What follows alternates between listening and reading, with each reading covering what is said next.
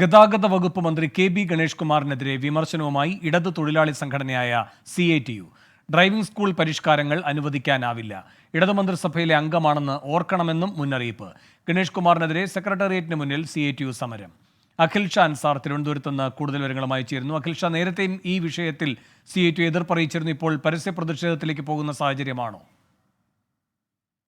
തീർച്ചയായിട്ടും പരസ്യമായ ഒരു പ്രതിഷേധം, അതും ഗതാഗത മന്ത്രിക്കെതിരെ പരസ്യമായ ഒരു പ്രതിഷേധത്തിന് തന്നെയാണ് CITU രംഗത്തിറങ്ങുന്നത്. ഏറ്റവും പ്രധാനമായും ഈ 26-ാം തീയതി പുറത്തു വന്ന ഈ ഡ്രൈവിംഗ് സ്കൂൾ പരിഷ്കാരം അതിനെ അംഗീകരിക്കാനാകില്ല എന്നുള്ളൊരു തരത്തിലാണ് ഈ CITU നേതാക്കളൊക്കെ ഈ പ്രതിഷേധത്തിന്റെ ഭാഗമായി പങ്കെടുക്കുന്നത്. നേരത്തെ KK ദിവാകരൻ അടക്കമുള്ള ആളുകൾ ഇതുമായി ബന്ധപ്പെട്ട് സംസാരിച്ചിരുന്നു. മന്ത്രി ഇക്കാര്യത്തിൽ വളരെ മോശമായ സമീപനമാണ് എടുത്തിരിക്കുന്നത്. ഈ വിജ്ഞാപനം അല്ലെങ്കിൽ ഇതുമായി ബന്ധപ്പെട്ട് പുറത്തിറക്കിയ വിജ്ഞാപനം അത് ഒരിക്കലും അംഗീകരിക്കാൻ കഴിയില്ല, അത് പിൻവലിക്കണം.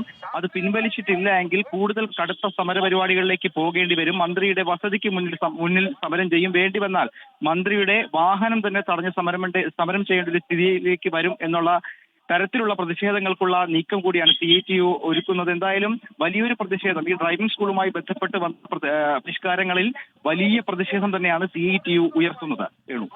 അഖിൽ ഷാ അൻസാറാണ് തിരുവനന്തപുരത്ത് നിന്ന് വിവരങ്ങൾ നൽകിയത്.